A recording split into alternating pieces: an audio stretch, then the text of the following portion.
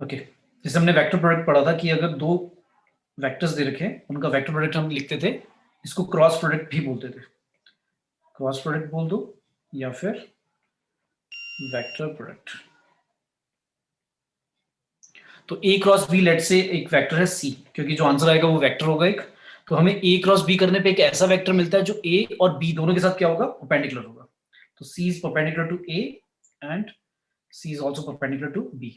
तो जैसे मैंने कहा था कि पेपर पर आप दो वेक्टर बना दो, तो अब उनका क्रॉस करने पर हमें एक वेक्टर मिलेगा जो दोनों के साथ क्या होगा, परपेंडिकुलर, मतलब वो आउट ऑफ द पेपर होगा या इनटू द पेपर होगा, according to right hand system, है ना।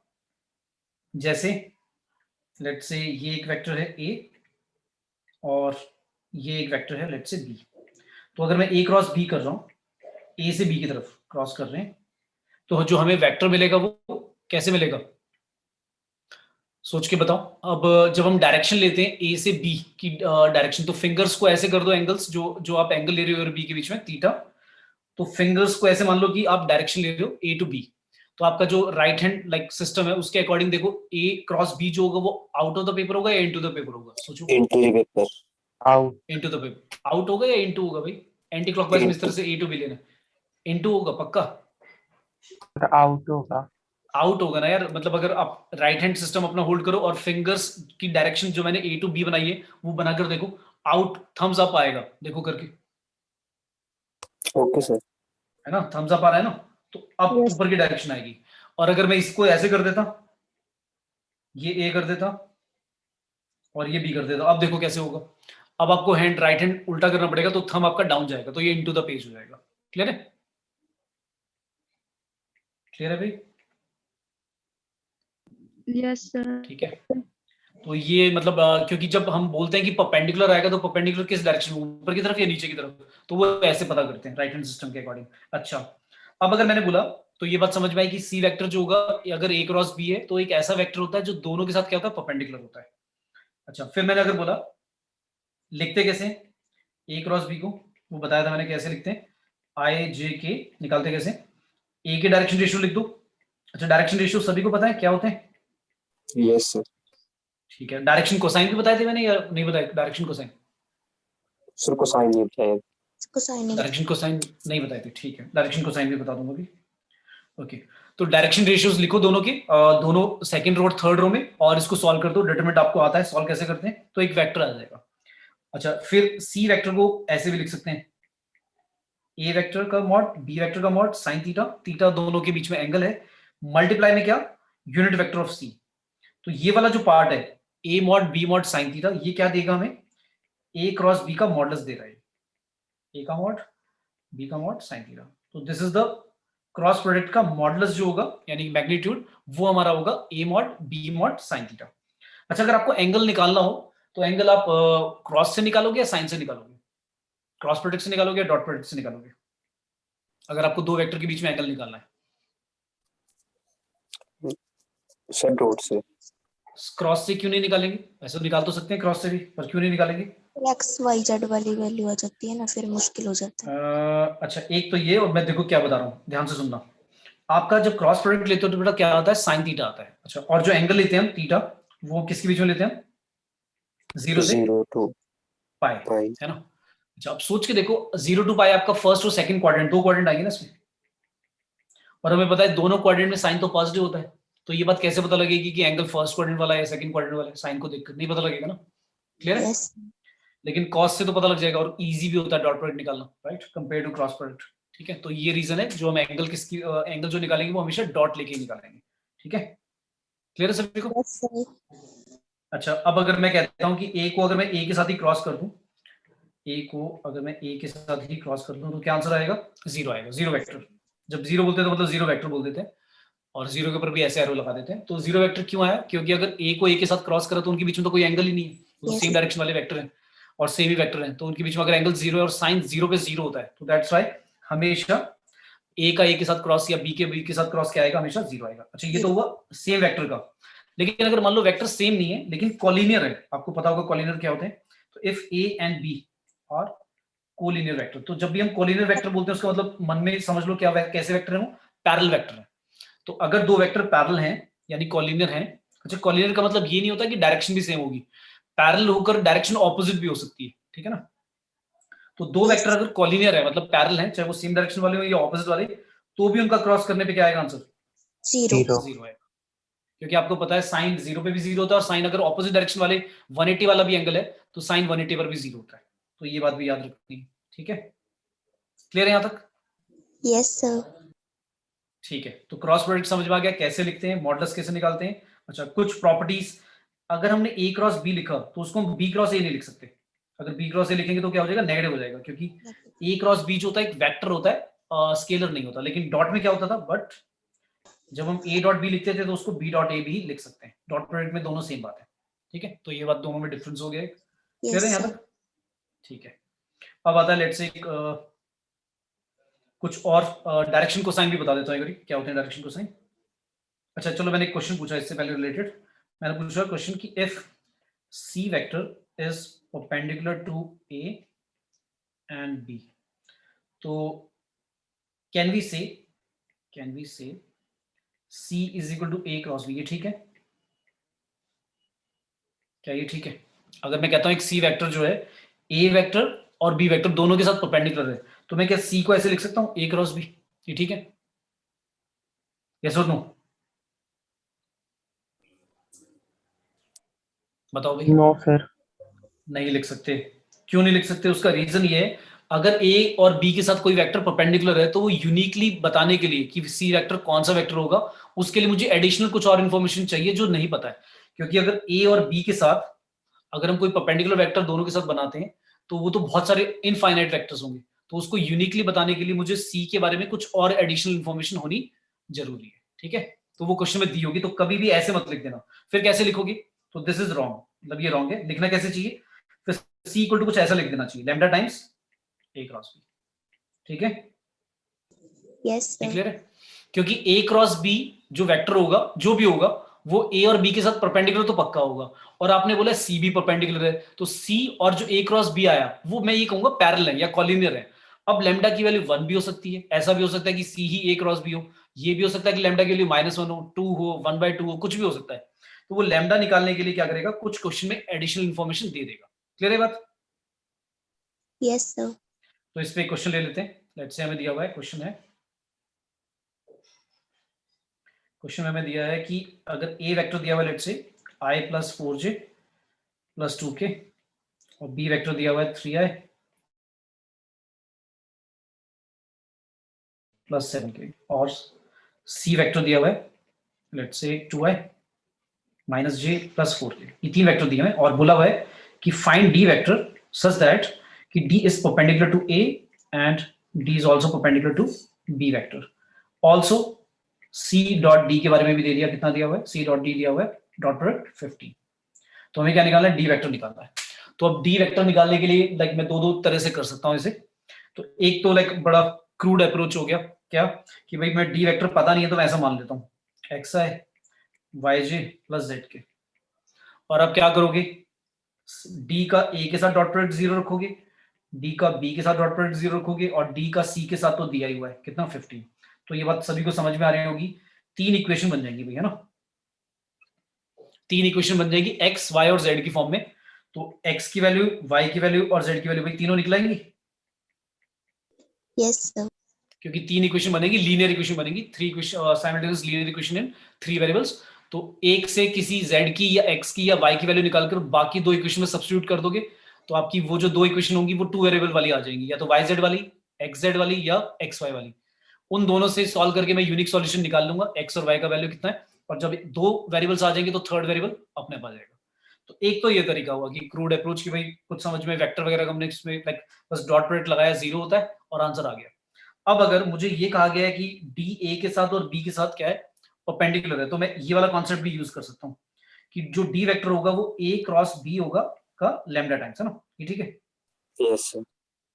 तो मैं क्या करूंगा, अब लैम्डा नहीं पता है, मतलब ए क्रॉस बी तो मैं निकाल लूंगा, ए क्रॉस बी तो निकल ही जाएगा, मुझे पता है कैसे निकालते हैं, क्योंकि दोनों वेक्टर दिए भी हुए हैं, ए भी दिया हुआ है बी भी दिया हुआ है, तो वो तो निकल जाएगा आई जे के करके, ठीक है।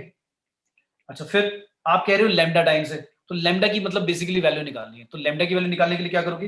लेट्स से जो ए क्रॉस बी आपका आता है, जो भी आया, लेट्स से कुछ ऐसा आया, ए आई प्लस बी जे प्लस सी के, ऐसा कुछ आया लेट्स से, सॉल्व करके जब क्रॉस प्रोडक्ट निकाल लोगे ये वाला फैक्टर, तो लैम्डा टाइम्स करके मतलब क्या आएगा, लैम्डा ए आई, लैम्डा बी जे और लैम्डा सी के, ऐसा आ गया। ये आपका आ गया क्या, डी वेक्टर। अब आपको लेकिन लैम्डा की वैल्यू निकालने के लिए एडिशनल इन्फॉर्मेशन गिवन है कि सी डॉट डी दिया हुआ है 15। तो जब आप सी वेक्टर पता है आपको और डी वेक्टर आपका लैम्डा की टर्म्स में कुछ ऐसा आ रहा है, अच्छा ये जो मैंने एबीसी लिखे हैं ये तो नोन होंगे, ये तो मुझे अभी मैंने सॉल्व नहीं किया इसलिए मैंने ऐसा लिख दिया एबीसी, मतलब एक्स वाई जेड या कुछ भी लिख दो। तो ये जो ये वाला पार्ट है क्रॉस प्रोडक्ट, जब आप ये सॉल्व कर लोगे तो ये तो प्रॉपर लाइक नोन वैल्यूज आएंगी, एबीसी जहां पर मैंने लिख दिया। तो लैम्डा की वैल्यू निकालने के लिए जब आप डॉट प्रोडक्ट लोगे तो लैम्डा की वैल्यू यहां से निकल जाएगी जब डॉट प्रोडक्ट करोगे 15 के इक्वल रखकर, ठीक है भाई। yes sir. तो लैम्डा की वैल्यू आने के बाद आपका जो डी वेक्टर वो आ गया, क्लियर है। तो एक तरीका ये भी, ऐसे भी कर सकते हो, दोनों से आंसर सही आएगा, आप जैसे मर्जी कर लो, क्लियर है भाई। सर लैम्डा की वैल्यू 5/3 है। 5/3 यार मुझे पता नहीं है वैल्यू एक्चुअली, तो मुझे सॉल्व करना पड़ेगा, मुझे भी नहीं पता क्या आ रहा है। हाँ बट दोनों से आंसर निकाल के देख लेना, सेम ही आएगा, ठीक है। मतलब इसमें कुछ ज्यादा दिमाग नहीं लगाना, मैंने दोनों कॉन्सेप्ट बता दिए कि वैसे भी हो सकता है वैसे भी।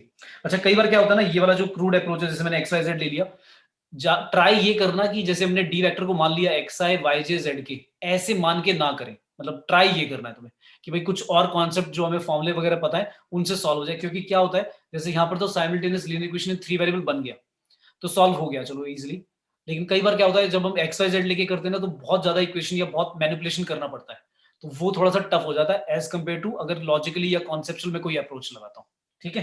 तो जहां पर जैसे मैंने ये वाला अप्रोच लगाया, ये थोड़ा सा एज कम्पेयर टू जो पहले वाला मेथड है उससे थोड़ा सा इजी होगा, ठीक है। सर आपने लास्ट लेक्चर में फिर से रिपीट करना क्या क्या किया है? हाँ Last देखो मैंने step. क्या किया, मैं दोबारा बता देता हूँ, देखो मैंने क्या किया।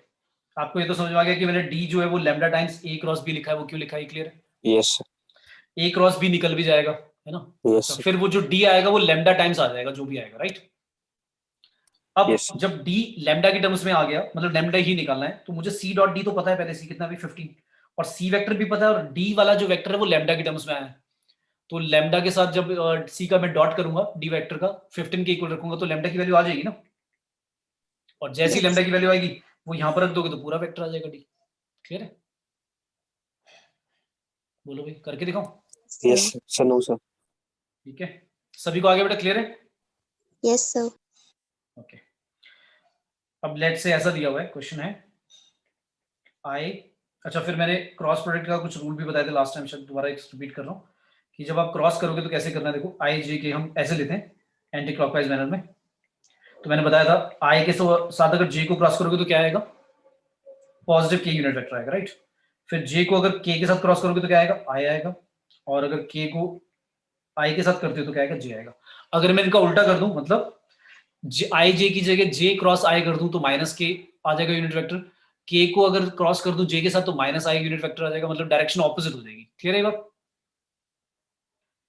और अगर आई को मैं जे के साथ क्रॉस करता हूं, जे को के साथ क्रॉस करता हूं, ये तो मैंने बता दिया, सॉरी ये वाला तो बता दिया। अगर सेम सेम ले लेता हूं, अगर मैं आई के साथ आई ले लेता हूं क्रॉस तो कितना आता जाएगा भाई, 0। क्योंकि अभी हमने डिस्कस किया था अगर सेम वेक्टर के साथ ही क्रॉस कर दें तो आंसर 0 आता है, बिकॉज सेम वेक्टर के बीच में एंगल कितना है, 0 डिग्री है, और साइन 0 पे 0 होता है, क्लियर है भाई।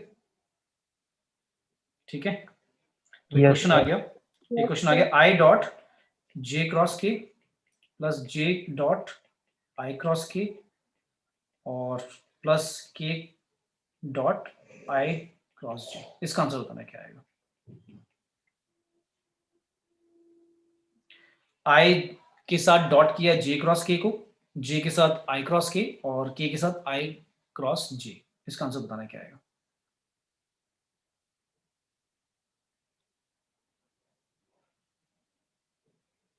बताओ भी कितना है।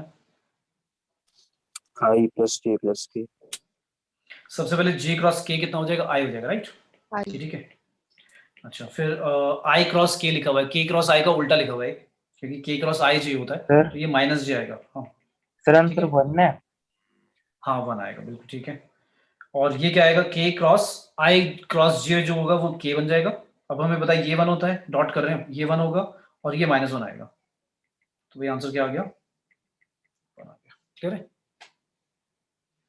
सभी को आया बेटा समझ में। Yes sir. Yes sir. ठीक है, नेक्स्ट क्वेश्चन है लेट्स से अच्छा एक होता है चलो पहले क्वेश्चन लेते हैं, उसके बाद करेंगे डिस्कस। अगर हमें दिया हुआ ए vector, B vector, C vector, 3 vector दिए हुए और तीनों बोले बी 3 वेक्टर्स सच दैट ए का मॉड दिया हुआ है हमें लेट्स से √3, बी का मॉड दिया हुआ है 5 और सी, अच्छा बी का मॉड नहीं दिया हुआ, हाँ नहीं बी का मॉड दिया हुआ है और फिर साथ में बी डॉट सी भी दिया हुआ है, बी डॉट सी भी दिया हुआ है कितना 10। ये 3 इंफॉर्मेशन दिए, ए का मॉड दे दिया, बी का मॉड दे दिया और बी डॉट सी दे दिया 10 डॉट प्रोडक्ट, और angle between B and C, B और सी के बीच में एंगल बोल दिया लेट्स से π/3 है, और if A is perpendicular to B cross C, और ये भी दे दिया कि ए जो वेक्टर है वो बी क्रॉस सी के साथ क्या है परपेंडिकुलर है, देन आपको निकालना क्या है ए क्रॉस बी क्रॉस सी का मैग्नीट्यूड निकालना है, ए क्रॉस ब्रैकेट बी क्रॉस सी के साथ क्या निकालना है मैग्नीट्यूड निकालना है।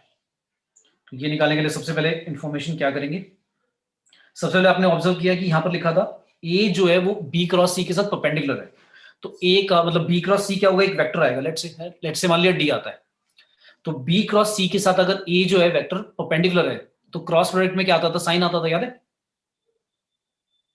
भाई क्या आता था साइन आता था। तो इसको मैं ओपन कैसे करूंगा, अगर मैं इस वेक्टर को डी मान लेता हूं इसको ए, तो इनका जो मॉड है वो मैं कैसे ओपन करूंगा, ऐसे करूंगा ना, ए का मॉड डी का मॉड और इन दोनों के बीच में साइन क्या एंगल लिख दूं 90 डिग्री, ये आएगा ना क्योंकि मॉड कर रहे हैं ना, ठीक है। ए का मॉड पता है, हाँ पता है √3 है, डी का मॉड मतलब बी क्रॉस सी का मॉड ये निकालना है, और साइन 90 कितना होता है 1 होता है, ठीक है। फिर √3 एज इट इज, अच्छा इसका मॉड कैसे ओपन करेंगे, बी का मॉड आएगा सी का मॉड आएगा और साथ में क्या आएगा साइन कितना डिग्री आएगा, बी और सी के बीच में भी एंगल दिया होता कितना था भाई π/3 π/3, साइन π/3 पे कितना होता है √3/2 √3/2 होता है 60 डिग्री पर। अच्छा बी का मॉड दिया हुआ है, हाँ बी का मॉड दिया हुआ है, कितना दिया हुआ है 5, तो √3 बी का मॉड दिया हुआ है 5 के बाद हमें सी का मॉड नहीं पता,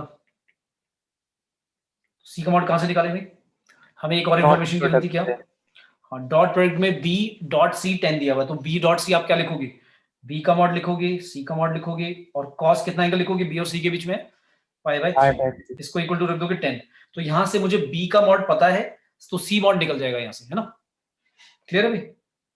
या एक काम करना इतना करने की जरूरत ही नहीं है, बी का मॉड सी का मॉड का प्रोडक्ट निकाल दो डायरेक्टली, कितना आएगा cos 60 पे 1/2 होता है, तो 1/2 का 2 उधर जाएगा तो 20 हो जाएगा, तो यहाँ पर पूरा का पूरा ये जो बी मॉड सी मॉड है इसकी जगह 20 से रिप्लेस कर देना, क्लियर है, ठीक है भाई, यस सर, हो जाएगा, सभी को आया बेटा समझ में, यस सर ठीक है। नेक्स्ट अब आता है इंपॉर्टेंट, इसको बोलते हैं स्केलर ट्रिपल प्रोडक्ट, ये क्या है, अच्छा वेक्टर में मैंने पैरेललोग्राम का एरिया ट्राइंगल का एरिया बता दिया था, नहीं बताया था, नहीं बताया ना,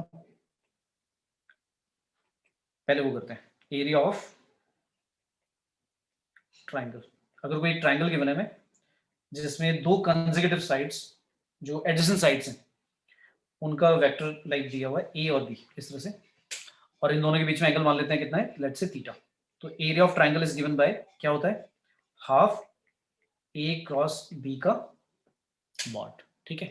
इसको प्रूव भी कर सकते हैं, मतलब वो हाइट ऐसे बना दो तुम परपेंडिकुलर एक हाइट बना दो और एक ट्राइंगल लेकर आप ये बात प्रूव कर सकते हो, क्योंकि जब इसको ओपन करोगे तो क्या आता है ए का मॉड बी का मॉड साइन थीटा, राइट, यही आता है ना, ठीक है। तो इस बात को आप प्रूव भी कर सकते हो, कैसे प्रूव करोगे, इस ट्राइंगल में ये जो मैंने राइट ट्राइंगल बनाया, इस ट्राइंगल में अगर मैं साइन थीटा निकालता हूं तो कोई बताएगा क्या लिखूं, साइन थीटा क्या लिखेंगे परपेंडिकुलर अपॉन हाइपोटेनस, एच तो हमने वो ही लिया है क्या कहते हैं मैग्नीट्यूड ही लिया है, और बी जब लिखूंगा नीचे तो बी का मैग्नीट्यूड लिखूंगा ना साइड, है ना, ये ठीक है। तो एच की वैल्यू क्या आएगी भाई, एच की वैल्यू क्या आएगी, हाइट की वैल्यू आ जाएगी बी का मैग्नीट्यूड साथ में साइन थीटा। अब सोच के देखो आप फॉर्मूला क्या लिखते हो, हाफ बेस इंटू हाइट लिखते हो ना, तो आपका बेस कितना है भाई, बेस आपका ए है, ए वेक्टर का मैग्नीट्यूड यानी लेंथ लोगे ना, तो ए वेक्टर का मैग्नीट्यूड और हाइट कितनी आई है बी वेक्टर का मैग्नीट्यूड इंटू में साइन थीटा, तो ये आपका यही बन गया ना फॉर्मूला जो मैं लिखा था क्या, हाफ ए क्रॉस बी का मैग्नीट्यूड, क्लियर है भाई। ठीक है, बोलो भाई आया बेटा सभी को समझ में? यस तो ये फॉर्मूला याद रखना है, लेकिन मैंने मीनिंगफुली बता भी दिया कि कैसे डराइव हुआ। ठीक है, इसी तरह से अगर मैं कहूं एरिया ऑफ, अब निकालना है let's say area of parallelogram निकालना है। पैरेललोग्राम में कुछ नहीं करना, ये ए है, ये वेक्टर बी है, एडजेसेंट साइड मान लिए ए बी, और इन दोनों के बीच में एंगल थीटा है। तो इस बार एरिया ऑफ पैरेललोग्राम क्या हो जाएगा, हाफ नहीं आएगा, बस ए क्रॉस बी हो जाएगा। क्यों? क्योंकि आपको पता होगा पैरेललोग्राम में अगर मैं इस तरह से कोई डायगोनल बनाता हूं तो वो डायगोनल जो होता है वो पैरेललोग्राम को दो इक्वल एरियाज में क्या करता है, ट्रायंगल में डिवाइड कर देता है। तो अगर नीचे वाले ट्रायंगल का एक हाफ ए क्रॉस बी है, ऊपर वाले का भी सेम होगा, एड अप करके क्या होगा, बस हाफ रिमूव हो जाएगा। क्लियर है? ठीक है भाई। Yes sir. अब इसका एक और फॉर्मूला भी है, इसका एक और फॉर्मूला भी है, क्या, half first diagonal cross second diagonal का मॉडुलस। तो अगर मैं पहला डायगोनल मान लेता हूं let's say A B C D, तो इसमें से मैंने एक डायगोनल को मान लिया ए सी और एक डायगोनल को मान लिया बी डी, तो मैंने D1 मान लिया ए सी और दूसरा डायगोनल मान लिया बी डी। तो इन दोनों का क्रॉस करके जो आंसर आएगा उसका हाफ, मॉड का हाफ जो होगा वो भी मेरा क्या होगा, एरिया ऑफ पैरेललोग्राम होगा। ऐसा क्यों वो देख लेते हैं, क्यों होता है ऐसा। कोई बताएगा मुझे D1 की वैल्यू, फर्स्ट डायगोनल की वैल्यू जल्दी से, AC कितना होगा in terms of A and B, in terms of A and B कितना होगा भाई, A प्लस B होगा। ट्रायंगल ऑफ वेक्टर एडिशन लगा दो, और D2 कितना होगा, D2 में B टू D लिया है, ऐसे लिया, B से D ले रहे हैं तो क्या होगा भाई, B माइनस A। ठीक है, yes sir. In triangle ABD, BD का डायरेक्शन देखो, AB का डायरेक्शन देखो और AD का डायरेक्शन देखो, तो जो BD होगा वो क्या होगा, B माइनस A आएगा, क्योंकि A प्लस BD मिलाकर D के B वेक्टर के इक्वल है। तो अगर BD निकालना है तो B में से A को माइनस करना पड़ेगा। ठीक है, अब मैं क्या कह रहा हूं, मैं कह रहा हूं इन दोनों का क्रॉस कर दो, D1 क्रॉस D2 कर दो, क्या आएगा, A प्लस B का क्रॉस कर रहे हैं हम B माइनस A के साथ, कर देते हैं भाई, देखो क्या आएगा, A क्रॉस B, फिर आएगा माइनस A क्रॉस A, फिर आएगा B क्रॉस B, और फिर आएगा माइनस का B क्रॉस A। अच्छा, जब क्रॉस करते हैं तो एक बात का याद रखना है, अगर पहला वेक्टर A लिखा हुआ है और दूसरा वेक्टर B लिखा हुआ है आगे, तो A क्रॉस B लिखोगे, उल्टा मत लिख देना। डॉट में आप उल्टा सीधा कैसे भी लिख सकते हो, बट क्रॉस में जिस डायरेक्शन में मल्टीप्लाई कर रहे हो वैसे ही लिखोगे। अब आपको पता है ये दोनों तो अभी पीछे डिस्कस कर रहे थे, कितने आएंगे भाई, 0 तो क्या बचा आपका A क्रॉस B बचा, फिर बचा माइनस का B क्रॉस A, और आपको पता है माइनस B क्रॉस A तो एक तरह से A क्रॉस B ही होता है, तो इनको काट के 0 मत कर देना, ये तो सेम ही है, ऐसे लिख लिया, तो ये ऐसे लिख दूं 2A क्रॉस B है ना। और आप कह रहे हो क्या, ये हमारा आंसर आया, फर्स्ट डायगोनल और सेकंड डायगोनल का क्रॉस प्रोडक्ट आया, और आप इसका मॉड अगर लेते हो तो क्या आएगा, 2 बाहर आ जाएगा, A क्रॉस B आ जाएगा।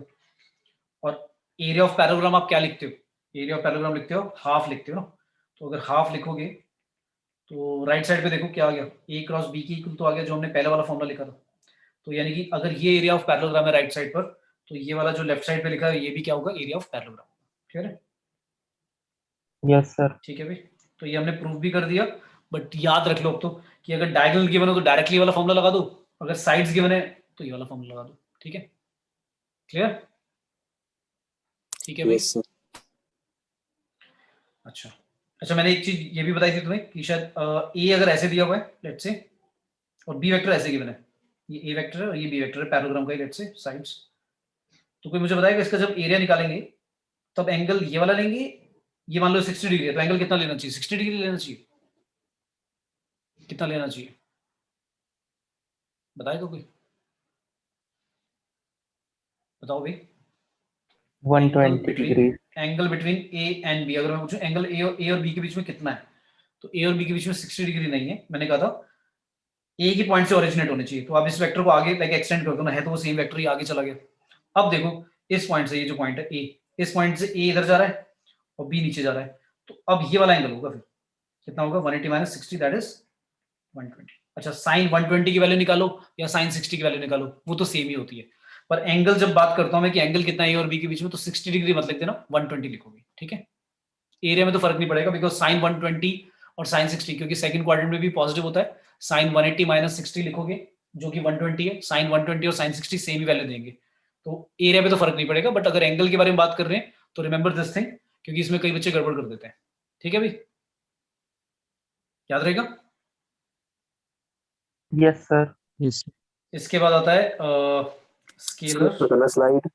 हाँ बेटा, कोई भी स्टेप कुछ भी नहीं समझ पा रहा हो दोबारा पूछो।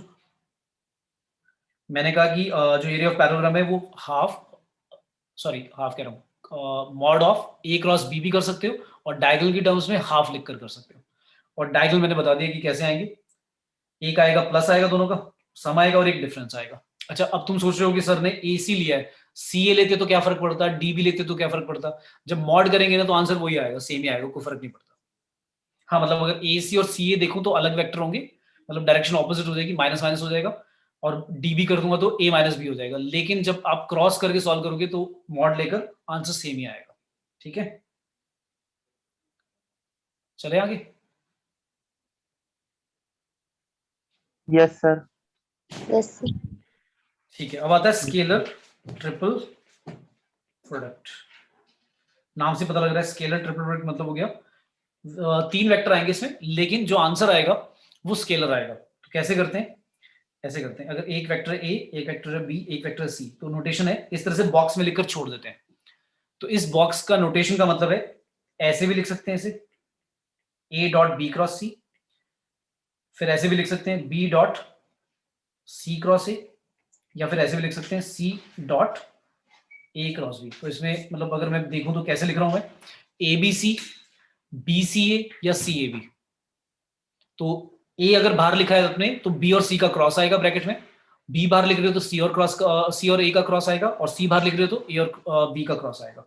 अच्छा, इसको ऐसे लिखा जा सकता है, बी सी इस तरह से लिख दिया और ए बाहर लिख दिया, ये लिख सकते हो। इसको ऐसे भी लिख सकते हो, क्योंकि डॉट तो इधर उधर करने से कोई फर्क नहीं पड़ता।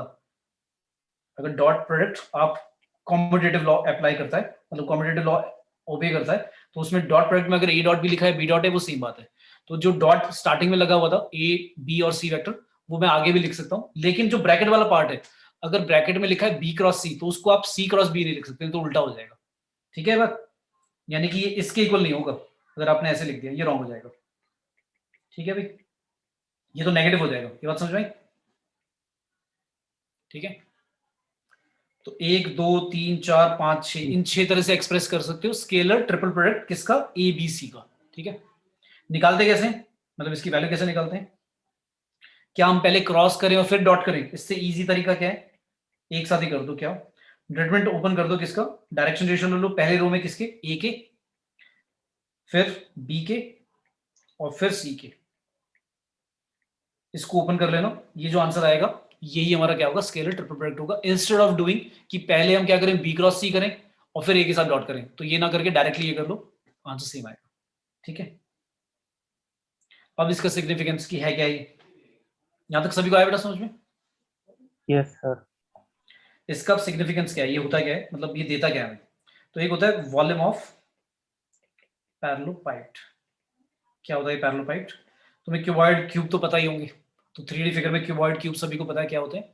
तो क्यूबॉइड भी एक तरह का क्या है, पैरेललोपाइड है। पैरेललोपाइड मतलब 3D पैरेललोग्राम। जैसे हम 3D रेक्टेंगल को क्या बोल देते हैं, क्यूबॉइड बोल देते हैं, 3D स्क्वायर को क्या बोलते हैं, क्यूब बोल देते हैं। इसी तरह से अगर पैरेललोग्राम है, मतलब वो अगर लेट्स से अगर रेक्टेंगल मतलब क्यूबॉइडल में क्या होगा, सारे के सारे एजेस जो होते हैं वो 90 डिग्री पे होते हैं।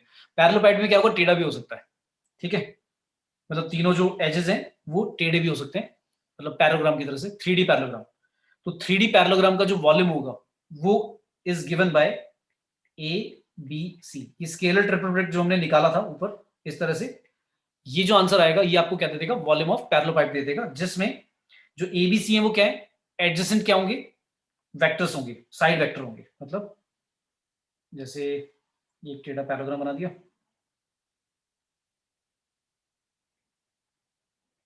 इसको ऐसा सोचो, ये मतलब स्ट्रेट देखने में ऐसा लग रहा है क्यूबॉइड सा, पर टेढ़ा मान लो ये।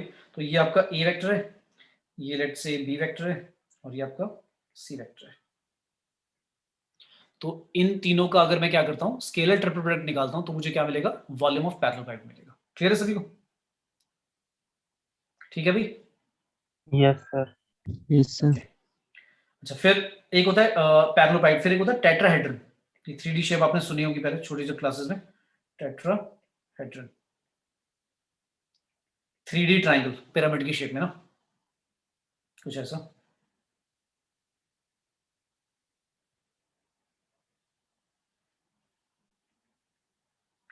तो इसमें लेट से मैं एक को मान लेता हूं, क्या इसको ए मान लेता हूं, इसको बी मान लेता हूं और इसको सी मान लेता हूं। ठीक है भाई, तो ये जो तीनों वेक्टर्स अगर मैं लेता हूं तो इनका अगर मैं क्या निकालता हूं, वॉल्यूम जो निकालना है मुझे, volume of tetrahedron that is given bye 1/6 कर दो जो स्केलर ट्रिपल प्रोडक्ट है, इसका ये फॉर्म है। तो पैरेललोपाइड में तो सिर्फ स्केलर ट्रिपल प्रोडक्ट, लेकिन अगर टेट्राहेड्रन का निकालना है तो क्या करोगे, 1/6 और कर देना। ठीक है, तो ये फॉर्मूला बस लर्न कर लो, डायरेक्ट इसी पे बेस्ड क्वेश्चंस आ जाएंगे। ठीक है भाई, क्या तो ये दोनों लिख लेना, volume of parallelepiped and volume of tetrahedron. Clear है, लिख लिया सभी ने? Yes sir. ओके अच्छा, अब स्केलर ट्रिपल प्रोडक्ट का एक और सिग्निफिकेंस, अगर मैं कहता हूं इफ, इंपॉर्टेंट है, if A B and C are coplanar, क्या मतलब होता है इस बात का? अभी वैसे हम प्लेन 3D में पढ़ेंगे, lines and plane, but coplanar का मतलब इतना तो समझ में आ रहा होगा, एक ही प्लेन में, मतलब which lies in, that is which lies in same plane. तो अगर तीन वेक्टर एक ही प्लेन में, मतलब ऐसे सोचो पेपर के ऊपर आप तीन वेक्टर बना दो तो वो एक ही प्लेन में माने जाएंगे, वो कोप्लानर होंगे। तो अगर तीन वेक्टर कोप्लानर है तो उसके लिए कंडीशन क्या है, देन कंडीशन क्या है कि इनका जो स्केलर ट्रिपल प्रोडक्ट होगा वो क्या आएगा, हमेशा जीरो आएगा। जीरो। क्यों आएगा जीरो? क्योंकि स्केलर प्रोडक्ट आप ऐसे लिखते हो ना, ए डॉट बी क्रॉस सी। अब सोच के देखो, जब आप बी क्रॉस सी करोगे तो एक ऐसा वेक्टर मिलेगा जो उस पेपर के ऊपर क्या होगा, परपेंडिकुलर होगा, right, out of the page या इनटू द पेज। अब वो जो वेक्टर होगा बी क्रॉस सी, वो ए वेक्टर के साथ बी क्या होगा, परपेंडिकुलर, क्योंकि ए उसी पेपर के ऊपर है। तो ए पेपर पे ऊपर कोई सा भी एक वेक्टर ए किसी भी डायरेक्शन में हो, तो बी क्रॉस सी जब पेपर के साथ परपेंडिकुलर है तो वो ए के साथ भी क्या होगा, परपेंडिकुलर होगा। और डॉट करने पे क्या आता है, परपेंडिकुलर वेक्टर्स का आंसर जीरो आता है। ठीक है भाई, क्लियर है? तो ये कंडीशन होगी हमारी क्या, कोप्लानर वेक्टर की। आई थिंक मैंने बताई थी ना लास्ट क्लास में। Yes sir. फिर मैंने कहा था कि अगर इफ ए बी सी और डी चार पॉइंट्स आर कोप्लानर, अगर ऐसे बोल देते हैं पॉइंट्स कोप्लानर है, तो मैंने कहा था तीन वेक्टर निकाल लेना। क्या क्या? ए वेक्टर कुछ ऐसे बना देना ए बी वेक्टर ऐसे बना देना बी सी, और सी वेक्टर बना देना ए डी बना देना, या सी डी बना देना, या बी डी बना देना, वो तुम्हारी मर्जी है। बस ये चारों पॉइंट आ जाने चाहिए इनमें। इनका भी अगर आप स्केलर ट्रिपल प्रोडक्ट निकालोगे तो भी क्या आएगा, जीरो आएगा। क्लियर है? ठीक है भाई, यस सर। तो अगर चार पॉइंट कोप्लानर तो कैसे देखते हैं, और अगर तीन वेक्टर दिए हुए कोप्लानर तब कैसे करते हैं। क्लियर है? ये कंडीशन याद होनी चाहिए। तो इसी पे क्वेश्चन ले लेते हैं। लेट्स से क्वेश्चन में पूछा गया, इफ वॉल्यूम ऑफ पैरेललोपाइड हुज, ये तुम्हारा आया हुआ है 2020 वाले एग्जाम में, हुज कोटर्मिनस वेक्टर्स या एजेस ले लेते हैं। एक पैरेललोपाइड है हुज कोटर्मिनस, अच्छा इसका मतलब क्या है कोटर्मिनस? को इनिशियल का मतलब होता है जो एक ही पॉइंट से ओरिजिनेट होते हैं, ऐसे वेक्टर, ये को इनिशियल वेक्टर्स हो गए जो एक ही पॉइंट ओ से निकल रहे हैं। को टर्मिनस का मतलब क्या हो जाएगा, जिनका टर्मिनल पॉइंट सेम है, मतलब ऐसे होंगे तीन वेक्टर। समझ में आ रहा है? जिनका टर्मिनल पॉइंट मतलब वो एक जगह जाकर क्या हो रहे हैं, मीट कर रहे हैं। तो अगर वॉल्यूम ऑफ पैरेललोपाइड में आपको निकालना है और कहा है कि whose coterminous edges are given by कुछ ऐसे दिया हुआ है, ए दे दिया आपको क्या, let's say I plus J plus N K, N नहीं पता, बी दे दिया आपको 2i plus 4j minus N के, और सी वेक्टर दे दिया let's say I plus N J plus 3k, और कहा है कि एन जो है ग्रेटर देन इक्वल टू 0 है, और इस वॉल्यूम कितना दिया है 158 क्यूबिक यूनिट्स, क्यूबिक यूनिट दे दिया, सेंटीमीटर क्यूब मीटर क्यूब कुछ भी हो सकता है, और आपको निकालना है फाइंड। देन एन की वैल्यू ना निकाल के उसने ऑप्शन दिए थे, क्या ऑप्शन दिए थे, एन तो निकल जाएगा, एन या तो 7 है पहला ऑप्शन। अच्छा फिर आपको ये भी चेक करना है बी डॉट सी क्या आता है, 10 आता है, सी ऑप्शन दे दिया एन इक्वल टू 9, और डी ऑप्शन दे दिया भाई ए डॉट सी करके 17 आता है। इन चार ऑप्शन में से मुझे टेस्ट करना है, पर पहले मुझे एन तो निकालना ही पड़ेगा, क्योंकि जब तक एन नहीं पता तो मैं बी डॉट सी की वैल्यू नहीं बता सकता क्या है, ना ही ए डॉट सी की वैल्यू बता सकता, क्योंकि उन दोनों में एन आ रहा है।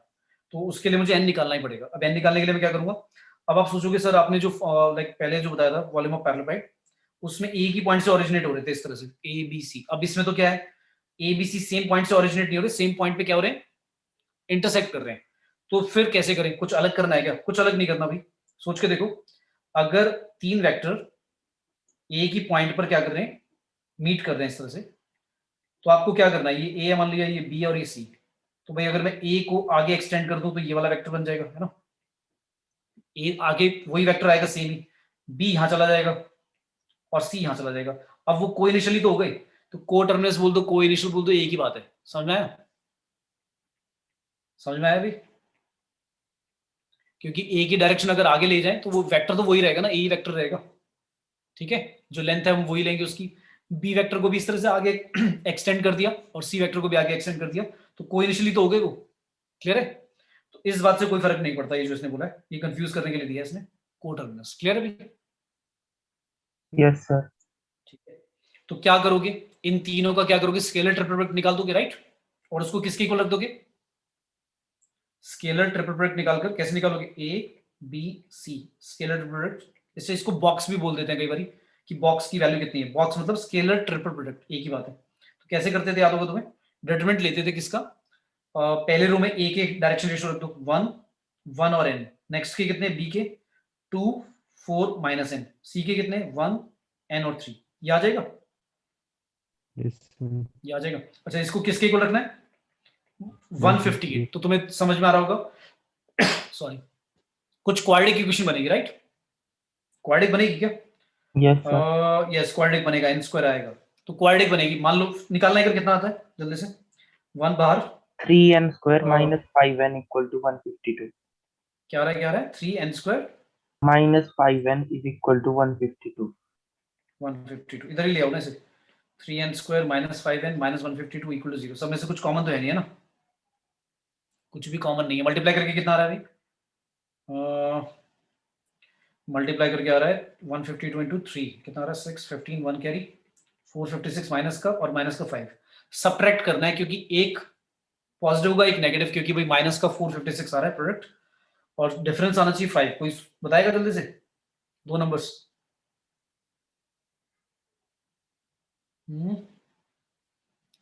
जल्दी जल्दी बताओ। अच्छा नहीं आ रहा है, जैसे बहुत लाइक टाइम लग रहा है, तो क्या करो, डी वाला मेथड अपनाओ, डी निकाल दो, क्या आएगा बी स्क्वायर माइनस का 4a इंटू में सी, कितना हो गया 25 प्लस 24 2 कैरी 12 60 प्लस 6 12 6 18, इन दोनों को ऐड करके कितना आ रहा है 1849। कोई बताएगा इसका रूट क्या होता है भाई, 1849 का रूट क्या होगा, हो जाएगा क्या, पीछे से पेयरिंग करके करते हैं ना, 1849 का रूट 4 4 जा 16 2 4 9 8 8 को किससे करें 3 से, आ गया कितना आ गया 43 आ रहा है रूट भाई इसका। तो यानी कि जो n की वैल्यू होगी वो क्या होगी, माइनस का b जो कि प्लस 5 हो जाएगा, प्लस माइनस रूट 43 नहीं सॉरी रूट 1849 जो कि 43 होगा, डिवाइड बाय 2a मतलब 3 का डबल 6। तो भाई आंसर क्या आ रहा है हमारा, अच्छा इसमें से दो वैल्यूज आ रही होंगी, नेगेटिव भी पॉजिटिव भी, तो नेगेटिव वाले को तो इग्नोर कर दो, क्योंकि इसने बोला था n क्या होना चाहिए, देखो इसने बोला हुआ है n कौन सा कंसीडर करेंगे, सिर्फ ग्रेटर देन इक्वल टू 0 वाला। तो फिर क्या आंसर आएगा 48/6, कितना 8 आ गया ना। अब n8 ऑप्शन में था कोई, n8 ऑप्शन में 7 नहीं है 9 भी नहीं है, मतलब ये दोनों ऑप्शन तो रॉन्ग हो गए। अब b.c और a.c निकाला, निकाल लोगे बेटा n की वैल्यू पुट करके, यस सर। देख लोगे, ठीक है सभी को आगे समझ में,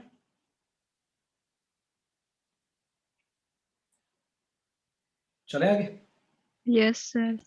ठीक है। नेक्स्ट आता है, अब ये भी इंपॉर्टेंट है, ध्यान से समझना, वेक्टर ट्रिपल प्रोडक्ट। ये शायद स्कूल में नहीं पढ़ोगे, मतलब वैसे स्कूल में नहीं पढ़ाते, मतलब तुम्हारे शायद सीबीएसई में है नहीं है वेक्टर ट्रिपल प्रोडक्ट, तो ध्यान से सुनना है। स्केलर ट्रिपल प्रोडक्ट तो है, शायद वो भी पता नहीं तुम्हारा सिलेबस में आ रहा नहीं आ रहा बोर्ड में। वेक्टर ट्रिपल प्रोडक्ट ध्यान से सुनना क्या होता है, ये नहीं है पक्का, एनसीईआरटी है वो तुम्हारी बुक में देखोगे तो नहीं मिलेगा तुम्हें, अलग से ही पढ़ना पड़ता है। वेक्टर ट्रिपल प्रोडक्ट क्या है, जैसे हम स्केलर ट्रिपल प्रोडक्ट लेते हैं, इस तरह से वेक्टर ट्रिपल प्रोडक्ट कैसे लेते हैं, a क्रॉस b क्रॉस सी, ऐसे मतलब 3 वेक्टर लिए और उनका क्या कर दिया, क्रॉस प्रोडक्ट कर दिया। पहले बी सी कर दिया क्रॉस, फिर ए के साथ क्रॉस कर दिया। या तो ऐसे करूंगा मैं, या फिर ऐसे करूंगा, ए क्रॉस बी और फिर सी के साथ क्रॉस। अब दोनों को कैसे ओपन करना है, सॉल्व कैसे करना है, तो ध्यान से देखना। अगर मैं कर रहा हूं ए क्रॉस बी क्रॉस सी और बी क्रॉस सी को मैं रख रहा हूं ब्रैकेट में, अब ध्यान से देखना कैसे ओपन करेंगे इसे। सबसे पहले क्या करेंगे, ए को सी के साथ डॉट कर दो, ए को सी के साथ डॉट कर दो, और जो बच गया बी उसको बाहर लिख दो डॉट करके, ठीक है, ऐसे लिखना है। फिर माइनस करना है, माइनस करना है क्या, ए को अब बी के साथ कर दो डॉट, ए को बी के साथ डॉट कर दो और सी को बाहर रख दो, ठीक है, क्लियर है भाई। अगर मैं ऐसे कहता हूं, चलो नंबरिंग कर देता हूं 1 2 3, तो आपको क्या लिखना है, ऐसे याद रख लो 1 2 3 है ना, तो 2 3 ब्रैकेट में है, तो क्या करना है, कैसे ओपन करोगे 1 3 2 और ये हो जाएगा 1 2 3, ठीक है भाई, याद रहेगा, Yes, sir. ठीक है। अच्छा लेकिन अगर ऐसे करना है, ए क्रॉस बी पहले लिखा हुआ है, फिर कर रहे हैं किसके साथ, सी के साथ क्रॉस कर रहे हैं, तब कैसे ओपन करेंगे, फिर ए को फिर दोबारा सी के साथ पहले क्या कर दो, डॉट कर दो और बी को बाहर रख दो। फिर माइनस क्या करना है, जैसे मैंने ए को पहले सी के साथ कराया ना, अब क्या करोगे आप, जो ये वाले लिखे हुए हैं बी और सी, बी और सी इनको एक साथ लिखोगे डॉट और ए को बाहर कर दोगे, ठीक है, क्लियर है भाई। अच्छा 1 2 3 मत लर्न करो, क्योंकि इसमें 1 2 3 अप्लाई नहीं होगा भाई, या होगा इसमें भी 1 3 2, इसमें क्या आएगा 2 3 1। अच्छा एक चीज नोटिस करो, पहले वाला तो 1 3 2 ही आ रहा है ना दोनों में, ये बात क्लियर है, पहले वाला तो सेम आ रहा है, सेकंड वाला जो वो डिफरेंट आता है बस। मतलब अगर मैं चलो लर्न करने के लिए एक तरीका बताऊं कि हम कर क्या रहे हैं, ऐसे समझो क्या किया हमने, ध्यान से देखना। हमने क्या किया भाई, पहला करते हैं ए क्रॉस बी और फिर सी, ऐसे करते हैं। चलो देखो क्या करते हैं, पहले ए को आप बाहर वाले से डॉट कर दो और जो बी है उसको बाहर लिख दो, फिर माइनस। अब क्या करना आप ध्यान से देखना, पहले वाला तो इजी है, दोनों में सेम था। सेकंड वाला जो माइनस करते हैं वो ऐसे करते हैं, जो ये साथ में लिखे हुए हैं बी और सी, इनको पहले क्या कर दो, डॉट कर दो, जो साथ में बी और सी लिखे हुए हैं, और ए जो है उसको बाहर लिख दो, ऐसे करना है। ऐसे ही दोबारा इसमें होगा, देखो ए क्रॉस बी क्रॉस सी में। अब बताएगा कोई क्या है, पहले क्या करेंगे, ए को सी के साथ डॉट करेंगे और बी बाहर रख देंगे। अब बताओ क्या आएगा नेक्स्ट, माइनस ए को बी के साथ डॉट करेंगे और सी बाहर। हाँ मतलब साथ वाले, ये जो सामने साथ वाले ये वाले, ए को बी के साथ डॉट करेंगे और जो सी बच गया उसको बाहर रख देंगे, ठीक है। तो ये फॉर्मूले दो याद होने चाहिए आपको, ठीक है, क्लियर है भाई। Yes, sir. इसी पे क्वेश्चन ले लेते हैं, तुम्हारा 2020 में आया हुआ है क्वेश्चन था, ए दिया हुआ वेक्टर हमें 2i plus J plus 2k, और हमें वैल्यू निकालनी है, फाइंड करना है क्या, mod of I cross A cross I vector. I क्या हमारा, आई जे के हमारे यूनिट वेक्टर होते हैं, और इस पूरे का क्या, whole square, plus J cross A के साथ क्रॉस जे पूरे का स्क्वायर, प्लस के को भी इसी तरह से क्रॉस ए क्रॉस के पूरे का मॉड होल स्क्वायर। ये सॉल्व करना है। तो सबसे पहले क्या करें, पहले तो आपको दिख रहा होगा ये वेक्टर ट्रिपल प्रोडक्ट लिखा हुआ है, राइट, तीनों ब्रैकेट में ना, और आई जे के आपको पता है स्टैंडर्ड जो इनका लाइक मीनिंग होता है, unit vector along the X axis Y axis और जेड एक्सिस में। तो पहले एक सॉल्व कर लें, क्या आएगा, आई क्रॉस ए क्रॉस आई, क्या आएगा भाई बताओ कैसे करें। आई क्रॉस आई, नहीं आई आई डॉट को आई, पहले आई को आई, हाँ आई डॉट, इसमें तो क्रॉस आता ही है, आई डॉट आई और बाहर क्या लिखते हैं ए वेक्टर ना, ठीक है, माइनस माइनस माइनस क्या लिखें, अब आई को ए के साथ कर दो और बाहर क्या लिखते हैं आई, है ना, ठीक है। आंसर बता दो इसका क्या Yes, आएगा, sir. आई डॉट आई तो पता है आपको 1 होता है, तो 1 इंटू ए वेक्टर ही आएगा, माइनस का ये बताओ कितना आएगा, कोई बताएगा जल्दी से। आई को अगर डॉट कर रहे हैं ए के साथ, तो ये रहा ए वेक्टर, और आई आपको पता है आई Two. Unit vector along x axis, 2 तो सिर्फ 2 आएगा, राइट, और 2 को आई के साथ लिख रहे हैं तो क्या आएगा 2i, है ना, ये लिख दो। अच्छा अब आप क्या कर रहे हो, ए में से 2i माइनस कर रहे हो, तो 2i माइनस करोगे तो ये हट जाएगा, क्या बचेगा सिर्फ बता दो, j प्लस 2k, ये ठीक है। ए में से 2i माइनस कर दिया, ए वेक्टर ऊपर दिया हुआ है 2i plus j plus 2k, उसमें से 2i माइनस करोगे तो यही बचेगा ना j प्लस 2k, और इसका क्या करना है तुम्हें, इसका क्या करना है, इसका तुम्हें मैग्नीट्यूड लेना है और उसका स्क्वायर करना है। तो मैग्नीट्यूड बताएगा इसका कोई क्या आएगा, इसका मैग्नीट्यूड आएगा 1 + 4 5 आएगा, √5 आएगा, और √5 का आप स्क्वायर कर रहे हो तो क्या आएगा आंसर भाई, 5 है ना। इसी तरह से जैसे ये करा है वैसे ये वाला हो जाएगा, ऐसे ही ये वाला हो जाएगा। तीनों का सम कर लोगे बेटा। Yes yes sir. तो क्रॉस प्रोडक्ट मतलब ये जो वेक्टर ट्रिपल प्रोडक्ट है कैसे ओपन करना है सभी को आगे बेटा समझ में। Yes, sir. चलो एक बार मैं लिख के बता देता हूँ, बताना क्या होगा। मान लो ऐसे PQR ले लेता हूँ सॉरी, ताकि तुम PR और यहाँ ले लेता हूँ लेट्स से Q। चलो बताओ कैसे ओपन करूंगा इसे। P को डॉट करेंगे किसके साथ, क्यू Q के साथ कर दिया, और बाहर क्या लिख दूं, आर R माइनस, जल्दी से हाँ मार R minus dot Q dot Q. R के साथ Q कर दिया डॉट और P बार है ना। ठीक है, क्लियर है भी सभी को। Yes, sir. ठीक है, तो ये फॉर्मूला 2-3 बार लिख लो, याद हो जाएगा कि कैसे करना है। ठीक है, अब नेक्स्ट आता है, अच्छा मैंने अभी तक जो बताई है चीजें उनमें कुछ इंपॉर्टेंट बात, जैसे मैंने बताया था कोलिनियर वेक्टर का मतलब क्या होता है, ऐसे वेक्टर जिनका डायरेक्शन क्या हो, सेम हो या ऑपोजिट हो बट वो पैरेलल होंगे, राइट।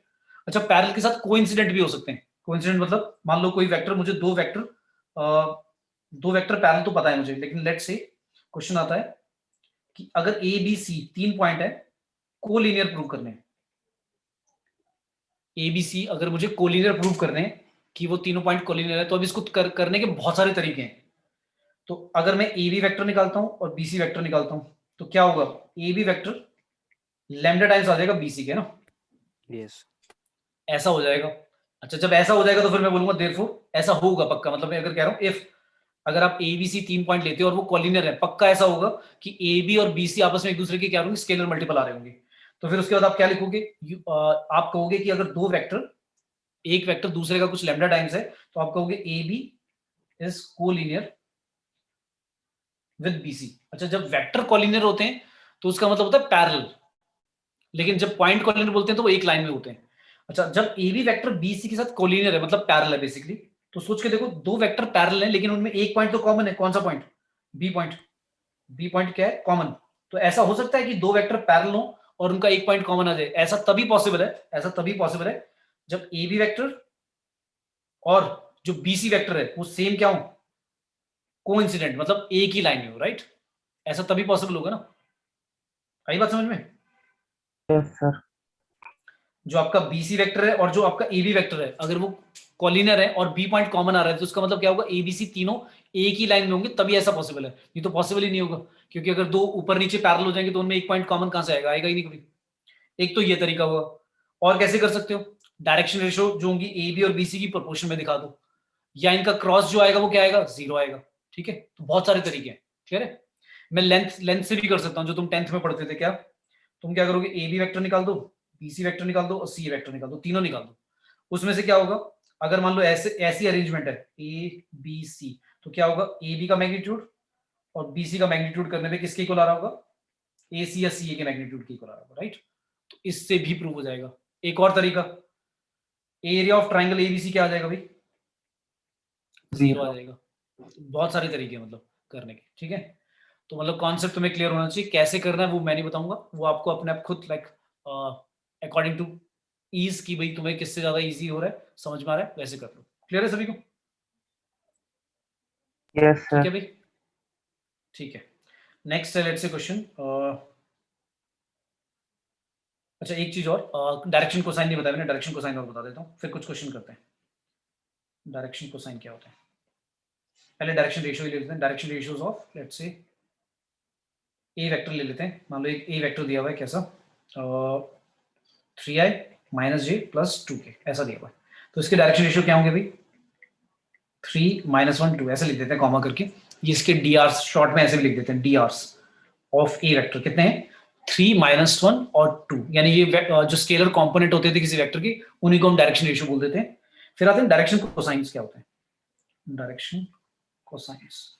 डायरेक्शन कोसाइन को हम इस तरह से डिनोट करते हैं L, M और N से, और L M N की वैल्यूज क्या होती है, L होता है हमारा cos अल्फा, M होता है cos बीटा, N होता है हमारा cos गामा। अब ये अल्फा बीटा गामा क्या है, alpha Angle. Beta gamma are the angles formed by vector A with X axis, Y axis and Z axis.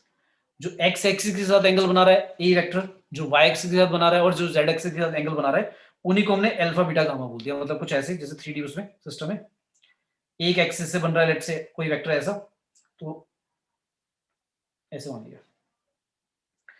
तो एक्स एक्सिस से कितना बन रहा है, वाई एक्सिस से कितना एंगल बना रहा है और जेड एक्सिस से कितना एंगल बना रहा है।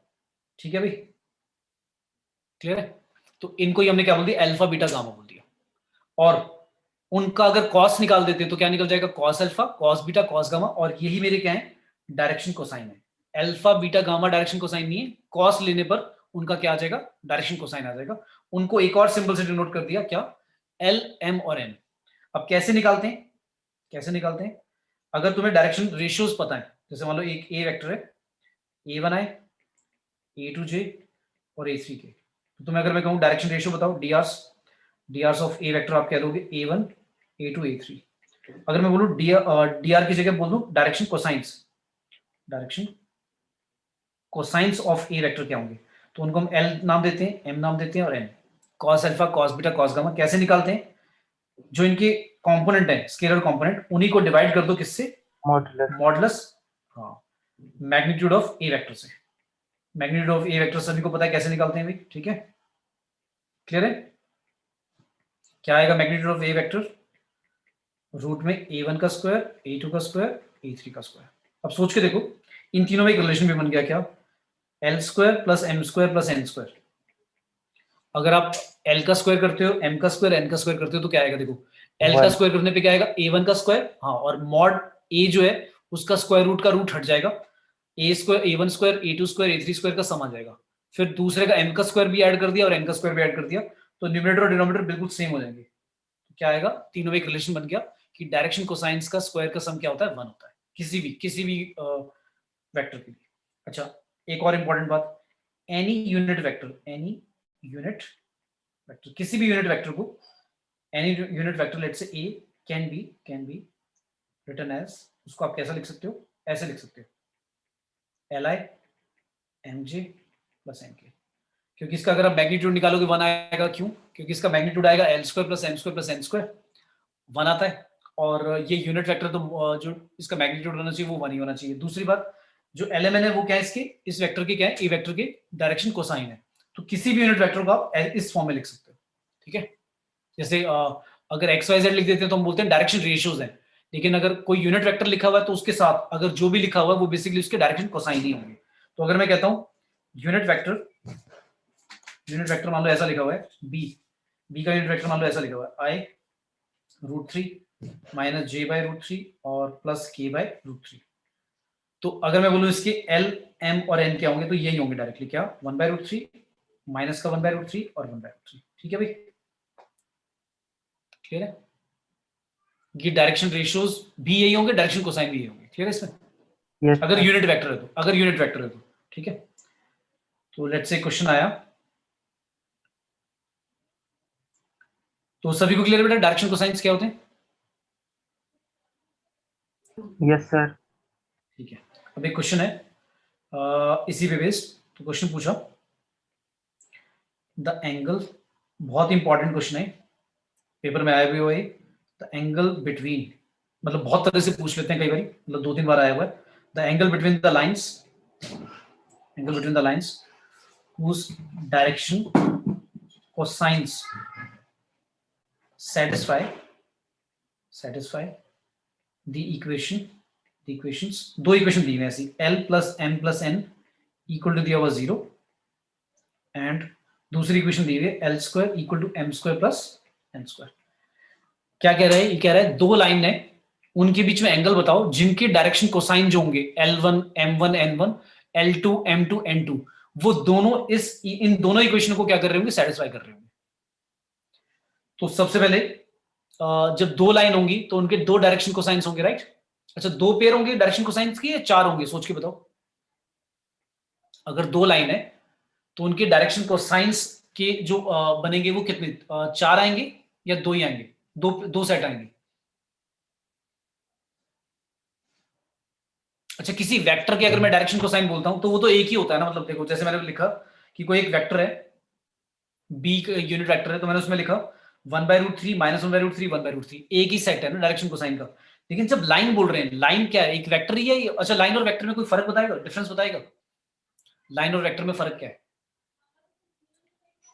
या कोई फर्क नहीं है? भाई वेक्टर में तो आप ऐसे बोलते हो ना, वेक्टर में आप ऐसे बोलते हो ए बी, ऐसे बोलते हो ए बी, तो आपको पता लग रहा है कि ए से बी की तरफ जा रहे हो ना, यही बोलते हो ना, ये आपका वेक्टर है ना।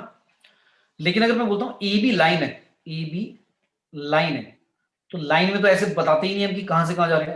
ऐसे बोलते हैं ए टू बी या बी टू, ऐसे बोलते हैं, क्योंकि लाइन में तो दोनों तरफ डायरेक्शन होती है। लाइन में तो आप ऐसे बोल ही नहीं सकते कि ए टू बी है लाइन या बी टू है। तो इसका मतलब क्या हुआ, इसका मतलब ये हुआ कि ए टू बी वाले के भी डायरेक्शन कोसाइंस आएंगे, इस तरफ वाले भी, और बी टू ए वाले भी कंसिडर करने पड़ेंगे। तो इसके लिए जो डायरेक्शन मैंने बोला कोसाइंस होंगे वो only one set, direction cosine only one set होगा, एक ही सेट होगा एलिमेंट का। लेकिन जब लाइन के लिए डायरेक्शन कोसाइन लेंगे तो उसके टू सेट्स आएंगे। क्लियर है बात? और जो टू सेट्स आएंगे वो कैसे आएंगे, बिल्कुल ऑपोजिट होंगे, क्योंकि अगर ए बी इस डायरेक्शन में लिया है तो बी ए जो होगा उसके डायरेक्शन कोसाइंस क्या होंगे, बिल्कुल नेगेटिव हो जाएंगे ना, क्योंकि ऑपोजिट डायरेक्शन हो गई। तो यानी कि इसमें ऐसे होंगे एल एल एम एन, और दूसरा पता है क्या होगा, दूसरा सेट होगा minus L minus N minus N. मैंने माइनस क्यों कर दिया, ऑब्वियसली बात है, अगर एक तरफ वाली डायरेक्शन एल एम एन होगी डायरेक्शन कोसाइन की सेट, तो दूसरी डायरेक्शन वाला ऑपोजिट यानी कि नेगेटिव हो जाएगा। ये बात क्लियर है? Yes sir. ठीक है बेटा, ये बात सभी को समझ में आई कि वेक्टर और लाइन में फर्क क्या है? Yes sir. ठीक है भाई, वेक्टर जो होता है वो तो आप बोलते हो कि इस स्पेसिफाइड कर देते हो, मतलब स्पेसिफाई करा होता है कि इस डायरेक्शन में, तो एक ही डायरेक्शन कोसाइन का सेट आएगा। लेकिन जब लाइन लेते हैं तो लाइन में भाई डायरेक्शन पता ही नहीं, इधर लेनी है इधर लेनी है, तो फिर दोनों सेट आएंगे, एक इस साइड वाला और एक इस साइड वाला, और ऑपोजिट है। तो अगर एक सेट आ रहा है एलिमेंट का, तो दूसरा सेट जो होगा वो minus L minus N minus N होगा। ये बात जरूरी है समझनी। अब ये क्वेश्चन पढ़ते हैं, अब आएगा समझ में। तो मैंने बोला दो लाइनों के बीच में क्या निकालो, एंगल निकालो। तो जब मैं लाइनों के डायरेक्शन को साइन निकालूंगा, मतलब इन दोनों इक्वेशन को जो सेटिस्फाई कर रहे हैं, वो एक्चुअली पता है कितने सेट आएंगे, चार आएंगे। एक लाइन के दो आएंगे और दूसरी लाइन के भी दो आएंगे सेट। तो निकाल के देखते हैं। अभी तो जैसे समझ में नहीं आ रहा कि मैंने बोल दिया चार होंगे, लेकिन अब निकालते हैं तब पता लग जाएगा तुम्हें चार क्यों आएंगे। देखो, तो मैंने कंडीशन क्या दी है, मैंने दी है L plus M plus N दिया आपको 0। दूसरी कंडीशन दी है L square equal to M square plus N square. मतलब जो दोनों लाइनों के डायरेक्शन कोसाइन होंगे, मैंने बोला चार सेट होंगे टोटल, हर लाइन के दो दो होंगे, पर चलो ये भूल जाओ ये बात, वो तो निकालोगे तो पता लग जाएगा तुम्हें। तो मैं कह रहा हूं दोनों लाइनों के डायरेक्शन कोसाइन जो है वो इस इक्वेशन को भी सेटिस्फाई करते हैं, इसको भी करते हैं। और हमें ये बात भी पता है, L square plus M square plus N square, ये मुझे पहले से ही पता है कि वन ये वाली इक्वेशन भी सेटिस्फाई करेंगे वो पक्का, क्योंकि डायरेक्शन कोसाइन कोई से भी वेक्टर के ले लो, हमेशा उनके स्क्वायर का सम क्या होता है, 1 होता है। तो ये दो बातें गिवन थी, ये तीसरी बात मुझे पता है। अब मैं स्टार्ट करता हूं, क्या करूं, तीन इक्वेशन दी हुई, तो तीनों निकल जाएंगी। बताओ कैसे निकालें? सबसे पहले क्या करें, एल स्क्वायर की वैल्यू दी हुई है, M square plus N square यहां रख दो, M square plus N square की वैल्यू रख दो, एल स्क्वायर ही रख दो, कितना आ जाएगा, L square plus L square आ गया 1, तो कितना आ गया 12 स्क्वायर इक्वल टू 1। तो एल की वैल्यू होगी प्लस माइनस 1/√2। यहां तक ठीक है? फर्स्ट इक्वेशन मार्क कर देता हूं, ध्यान से देखना, ठीक है? Yes sir. अब क्या करें, अब क्या करें, अब क्या करें, अब ये वाली वैल्यू हम यहाँ पे पुट कर देते हैं भाई। एल स्क्वायर इक्वल टू था M square plus N square. क्या करें, अगर मैं एल स्क्वायर की वैल्यू यहाँ पुट करता हूँ तो 1/2 ही हो जाएगा, वो तो प्लस माइनस चाहे कुछ भी हो, तो M square plus N square आ गया। ठीक है, ये हमारी आ गई सेकेंड इक्वेशन। अब हमें स्टार्टिंग में फर्स्ट इक्वेशन थी L plus M plus N था इक्वल टू 0। तो एक काम करते हैं, क्या करें, एम प्लस एन को ये रखते हैं, माइनस एल ले जाते हैं उधर, स्क्वायरिंग कर देते हैं, क्या आएगा M square N square plus 2mn equal to L square. Squaring इसलिए कर रहा हूं ताकि ये वाली वैल्यू यूज कर सकूं। कर लेते हैं भाई यूज, क्या आ गया, L M square plus N square की वैल्यू 1/2 रख दी, प्लस का 2mn, और एल स्क्वायर की वैल्यू कितनी थी, वो भी 1/2 ही थी, क्योंकि प्लस माइनस 1/2 आया था, एल स्क्वायर करोगे तो फिर 1/2 ही आएगा। तो ये दोनों भी कट गए, तो mn क्या आ गया भाई, mn की वैल्यू 0 हो गई। अब mn की वैल्यू अगर 0 है तो इससे तो तीन बातें हो गई, या तो m 0 होगा, या तो n 0 होगा, या दोनों ही 0 होंगे, है ना। पर ये वाली बात जो है, ये वाली बात रॉन्ग हो गई। क्यों? इसको मैं एलिमिनेट कर सकता हूं, ये पॉसिबल नहीं है, नॉट पॉसिबल। उसका रीजन भाई कोई देगा उसका रीजन? अगर मैंने m और n दोनों 0 कर दिए, तो एक बात सोच के देखो, l की वैल्यू आई थी 1/√2 या माइनस का 1/√2, और अगर m और n दोनों ही 0 हो गई, तो l square plus m square plus n square करके 1 आएगा कभी? No, नहीं sir. आएगा ना, क्योंकि एल स्क्वायर आपका 1/2 है और आप कह रहे हो एम और एन दोनों 0 हैं, तो ये तो पॉसिबल ही नहीं है, क्योंकि एल स्क्वायर करके फिर 1 ही नहीं आएगा कभी। तो ये वाली पॉसिबिलिटी हम हटा देते हैं भाई, ये नहीं लेंगे। तो फिर ये दोनों पॉसिबिलिटी लेंगे। अब ये दोनों पॉसिबिलिटी लेने का मतलब है एल की वैल्यू आपकी आई थी 1/√2 और एक एल की पॉसिबिलिटी आई थी -1/√2। उसमें भी फिर एक और पॉसिबिलिटी आ रही है कि एम की वैल्यू 0 भी हो सकती है। अगर एम की वैल्यू 0 तो एन बता दो कितना आएगा इसमें, बताओ भाई, एन की वैल्यू कितनी हो जाएगी? -1/√2। माइनस का, क्योंकि फॉर्मूला क्या था? क्योंकि फॉर्मूला था L plus M plus N equal to 0 था, तो L की वैल्यू अगर प्लस ले रहे हो और M की वैल्यू 0 ले रहे हो तो N नेगेटिव आएगा। Very good. और इसी में एक और केस भी बनेगा कि L की वैल्यू तो चलो 1/√2 ही है, लेकिन इस बार N 0 कर दिया, क्योंकि या तो M 0 या N 0 है, L की वैल्यू सेम रख ली, तो अब इस बार M कितना आएगा? -1/√2 आएगा। ठीक है, ये ठीक है यस सर। भाई। L की वैल्यू आपने क्या करी? 1/√2 पॉजिटिव वाली ले ली। उसमें फिर दो कंडीशन थी, M की वैल्यू 0 लेनी है या N की वैल्यू। तो एक बार मैंने M की वैल्यू 0 करके N निकाल दिया और एक बार N की वैल्यू 0 करके M निकाल दिया। ये एक सेट आ गया। जो मैं बोल रहा था 4 आएंगे, देखो 4 आएंगे कैसे, अब आपको समझ आ रहा होगा। यहाँ से एक 2 सेट और आएंगे भाई। L की वैल्यू -1/√2 लेकर भी तो 2 सेट और आएंगे। M की वैल्यू 0 रखोगे तो N पॉजिटिव आ जाएगा, और अगर N की वैल्यू 0 लोगे तो M पॉजिटिव आ जाएगा। ये बात क्लियर है? ठीक है भाई। Yes sir. ठीक है, तो ये 4 सेट आगे जो मैं पहले चीज डिस्कस कर रहा था। पता है क्या होता, अगर वो वाली बात मैं डिस्कस नहीं करूं, जो लाइन वाली बात मैंने बोली कि 2 पेयर आएंगे, 2 सेट आएंगे डायरेक्शन कोसाइन के, तो जब ये वाला बच्चे क्वेश्चन करते हैं यस ना, सर। तो अब आपको समझ में आ रहा होगा कितना लाइक पागल हो जाएंगे कि क्या है, ये क्या बोल रहा है। ये पहली बात तो क्या लगेगा हमें कि भाई 4 मतलब 4 सेट आ गए, तो पहले तो लगेगा ये क्या है, 4 लाइन है, 2 लाइनों के बीच में एंगल बोल रहा है। तो पहली बात तो ये समझ में नहीं आएगा। ठीक है, तो आपको समझ में आ रहा होगा क्या मैं बोलना चाह रहा हूँ। अब मुझे बताओगे कौन से 2 सेट लूं जो एक लाइन को रिप्रेजेंट कर रहे होंगे, बताएगा कोई? क्योंकि अब 4 सेट में भाई पॉसिबिलिटी भी तो बहुत सारी हो जाएंगी कि ये फर्स्ट सेट है, ये सेकंड सेट है, ये थर्ड सेट, ये फोर्थ। तो फर्स्ट और थर्ड एक लाइन को रिप्रेजेंट कर रहे हैं, सेकंड और फोर्थ एक लाइन को रिप्रेजेंट कर रहे हैं, फर्स्ट थर्ड को रिप्रेजेंट कर रहे हैं, या 2 4। बताओ। मैंने उसके लिए अभी क्या बोला था, एक चीज बताई थी कि एक लाइन में 2 सेट आएंगे, लेकिन दोनों सेट कैसे आएंगे भाई? एक दूसरे के एग्जैक्टली नेगेटिव आएंगे। तो अगर एक एलिमेंट आ रहा है वैल्यूज, तो दूसरी वाला जो सेट आएगा वो नेगेटिव आएगा एग्जैक्ट। तो बता दो इसमें देखकर, पहले वाला और दूसरे वाला तो नहीं है, एक लाइन के ना, ये बात समझ में आ रही है? फर्स्ट थर्ड एक लाइन को रिप्रेजेंट कर रहे होंगे, लाइन 1 और सेकंड और फोर्थ, है ना? ठीक है भाई, क्लियर है? देख लें एक बार सारे एल एल एम एम और एन एन, ठीक है, क्लियर है सभी को? तो ये आपकी लाइन 1 है, ये लाइन 2 है। अब 2 लाइनों के बीच में एंगल निकालना है। अब आप सोचोगे सर किसका डॉट प्रोडक्ट लें, क्योंकि डॉट प्रोडक्ट करके ही आता है एंगल। पर डॉट प्रोडक्ट किसका किसका करें? 1 का 2 के साथ करें, 1 का 4 के साथ करें, 3 का 2 के साथ करें, या 3 का 4 के साथ करें? क्या वैल्यू सेम आएगी या डिफरेंट आएंगी? बताओ, निकालने से पहले ही बताओ, सेम आएगी या डिफरेंट आएंगी? सेम। अब इसमें भी गड़बड़ हो जाएगी इसमें भी गड़बड़ हो जाएगी। क्यों?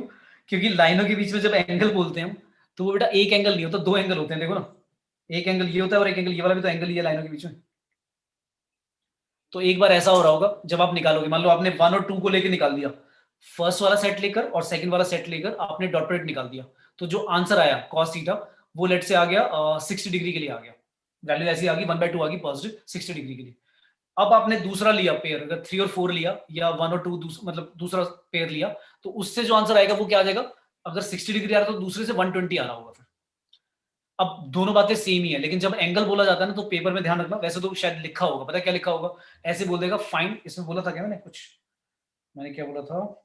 मैंने एंगल ही बोला था क्या? चलो पेपर में कुछ ऐसे बोल देगा, फाइंड द एक्यूट एंगल, ऐसे बोल देगा, the acute angle between the lines, ऐसे बोल देगा वो। ठीक है, अगर नहीं बोलता तो जो 4 ऑप्शन होंगे, फिर उसमें से अगर सिंगल करेक्ट है तो फिर क्या होगा भाई? उनमें से एक ही ऑप्शन ठीक होगा, और वो एक्यूट भी हो सकता है, ऑब्ट्यूस भी हो सकता है, वो आप देख लेना। मतलब मान लो तुम्हारा 60 डिग्री आता है, अब तुमने देखा यार π/3 तो कहीं लिखा ही नहीं हुआ, तो अगर π/3 नहीं लिखा, उसकी जगह 2π/3 लिखा है, पाई माइनस π/3, तो वो भी ठीक है, क्योंकि अगर π/3 एंगल है 2 लाइनों के बीच में, तो 2π/3 भी बोलना भी ठीक है, बस अगर मेंशन नहीं करा है। लेकिन अगर मेंशन करा हुआ है तो फिर वही वाला एंगल। क्लियर है? करके देख लूं? Yes sir. चलो देखो, मैं प्रैक्टिस दिखा भी देता हूं तुम्हें। बताओ किसका करूं, 1 और किसका करूं? 1 और 2 का कर दें? 1 और 2 का करना भी जल्दी से, डॉट प्रोडक्ट क्या आएगा?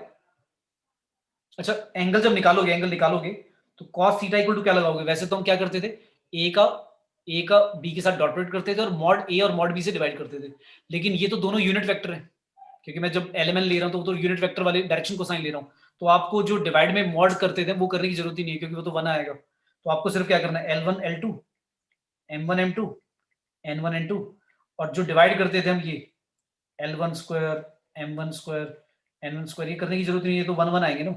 ठीक है भाई, यस सर। तो ये नीचे वाला पार्ट तो करने की जरूरत ही नहीं है, बस ऊपर डॉट प्रोडक्ट कर देना। अगर डायरेक्शन कोसाइन है, मतलब अगर दो वेक्टरों के बीच में एंगल निकालना है, उनके अगर डायरेक्शन कोसाइन पता है तो बस ऊपर डॉट प्रोडक्ट कर दो, नीचे मॉड से डिवाइड करने की भी जरूरत नहीं है, क्योंकि वो तो 1 1 होंगे। तो बताना क्या आएगा एक बार जल्दी से। फर्स्ट और सेकंड सेट का डॉट करते हैं तो क्या आएगा, फर्स्ट और सेकंड का डॉट करेंगे तो क्या आएगा, 1/2 आएगा, और 0 0। 1/2 कहाँ पे होता है कॉस, π/3। कॉस थीटा आ रहा है 1/2, तो थीटा की वैल्यू आ गई π/3 आ गया, यानी 60 डिग्री। अच्छा अब एक काम करना, 1 का एक बार 3 के साथ करना, नहीं 1 का 3 के साथ तो सेम लाइन है, 1 का 4 के साथ करना एक बार, क्या आएगा, 1 का 4 के साथ आएगा -12 0 और 0, देखो -12 आ रहा है, और -12 सेकंड क्वाड्रेंट में होता है, तो 180 -60 करोगे 120, तो वो वाला एंगल भी ठीक है। क्लियर है, ठीक है। तो अगर ये बात बच्चे को किसी को नहीं पता कि लाइन के भाई दोनों तरह के डायरेक्शन को, मतलब 2 सेट आते हैं डायरेक्शन कोसाइन के, तो पहली बात तो वो 4, मतलब सपोज करो सॉल्व तो कर लिया, ये 4 वैल्यूज आ गई, अब बच्चा कंफ्यूज हो जाता है कि किसका किसके साथ लेना है, और फिर वो तुक्केबाजी में क्या करता है 1 2 का या 1 3 का ही लेके कर देगा। अब 1 3 तो सेम ही लाइन है। अच्छा 1 3 का लेना कर क्या आएगा, 1 3 का 1 3 का क्या आएगा, 0 आ रहा है, कितना आएगा, 1 आ रहा है या -1 आ रहा है, 1 3 का आ रहा है भाई -1 आ रहा है। तो अब आपको समझ में भी आ रहा होगा, देखो अब ये लॉजिकली जो मैंने ऊपर बताया वो वाली बात समझ में भी आ रही है। अगर आप सेम लाइन की डायरेक्शन कोसाइन, सेम लाइन के ही डायरेक्शन कोसाइन वाला सेट ले लोगे, तो उनके बीच में एंगल कितना होगा, क्योंकि एक इधर वाला है और एक इधर वाला है, तो उन दोनों के बीच में एंगल कितना होता है, 180, है ना। और cos 180 -1 होता है, cos 180 -1 होता है। तो लेकिन आप क्या कर दोगे, आपने अगर 1 3 का लेके सॉल्व कर दिया, आपने कह दिया -1 और लिख दिया 180 डिग्री पाई डिग्री, तो ये तो गड़बड़ हो जाएगी ना, समझ में आई बात, वो तो सेम ही लाइन हो जाएगी। क्लियर है भाई, यस सर। Yes sir. तो आई होप क्लियर हो गया होगा सभी को, ठीक है। अच्छा मैं वेक्टर ट्रिपल प्रोडक्ट वाला क्वेश्चन कराया था मैंने, थोड़े से और कराऊंगा नेक्स्ट क्लास में, 1 2 क्वेश्चन और करा दूंगा, ताकि एक आपको आइडिया लग जाए। बाकी मैंने फॉर्मुला समझा दिया कैसे ओपन करते हैं। थोड़े से कुछ क्वेश्चंस ऐसे होते हैं जिसको एक, जैसे मैंने अभी एक क्वेश्चन करा था जिसमें मैंने डी वेक्टर को एक्स वाई जेड लेके मान के कर लिया था, और फिर एक क्रॉस प्रोडक्ट वाला एप्लीकेशन भी लगा कर दिया था। तो कई क्वेश्चन हो जाते हैं, 2 3 तरह से हो जाते हैं, बट थोड़ा सा आपको सोच, मतलब ट्राई ये करना कि किसी वेक्टर को ऐसा ना मानना पड़े कि एक्स आई वाई जे जेड के, क्योंकि कई बार क्या होता है ना, कैलकुलेशन बहुत ज्यादा हो जाती है, या कई बार ऐसा होगा कि निकलेगा ही नहीं, तुम्हारा आंसर ही निकलेगा जो चाहिए। तो वेक्टर वाला ही कॉन्सेप्ट, मतलब पैरेलल परपेंडिकुलर, वो ही यूज करके सोचना कि कुछ हो जाए सॉल्व, ठीक है। क्लियर बेटा, यस ओके। इसके बाद 3D करेंगे, मतलब यही जो कॉन्सेप्ट अभी हमने करे। नेहा बेटा क्या रिपीट करना है बताओ,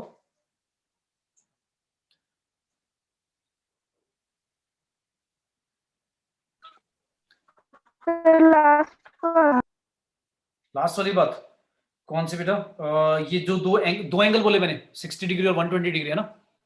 यस सर। हाँ बेटा, मैंने क्या बोला, मैंने बोला जब दो लाइन इंटरसेक्ट करती है, मान लो ये एंगल 60 डिग्री है, तो ऑब्वियस सी बात है ना कि ये एंगल 120 होगा, है ना। तो दो लाइनों के बीच में अगर मैं एंगल बोलता हूँ 60 डिग्री ठीक है, तो ये वाला एंगल भी ठीक है, 120 भी ठीक है, मतलब 2π/3 भी सही एंगल है, π/3 भी है। लेकिन पेपर में आप पढ़ लेना कि एक्यूट बोला है, ऑब्ट्यूज बोला है, या कुछ नहीं बोला, तो फिर दोनों ऑप्शन में से कुछ भी हो सकता है ऑप्शन में। दोनों ऑप्शन नहीं होंगे, क्योंकि मल्टीपल करेक्ट अगर नहीं है, सिंगल करेक्ट है, तो π/3 होगा या फिर 2π/3 दिखेगा, ठीक है। क्लियर है, ओके सर। ठीक है बेटा, ये रिवाइज करना, इसके बाद 3D आगे कंटिन्यू करेंगे। जो वेक्टर के मैंने कॉन्सेप्ट बताए, ये दोबारा दोबारा यही चीजें अप्लाई होंगी 3D में, बट 3D में लाइन की और प्लेन की इक्वेशन से रिलेटेड भी क्वेश्चंस आएंगे, वो पढ़ेंगे, ठीक है। क्लियर है, यस ओके बेटा, thank you. Thank you sir. अच्छा तुम्हारी डेट आ गई है पता ना उसकी, जेई मेंस की। Yes sir. हाँ तो रजिस्ट्रेशन अपना लाइक ऑन हो गया, तो अपना रजिस्टर करना स्टार्ट करो। और बाकी नेक्स्ट क्लास में थोड़ा सा डिस्कस भी करूंगा क्या मार्किंग लाइक वो है, स्कीम किस तरह से होगा, नेगेटिव मार्किंग कितनी है, ठीक है। चलो ओके बेटा, okay sir. Thank you sir. Thank you all. Thank you sir. Thank you sir. Thank you sir.